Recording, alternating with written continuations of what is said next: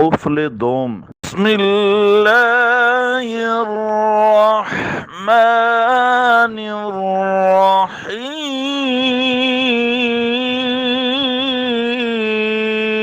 الرحيم. بسم الله الخالق العليم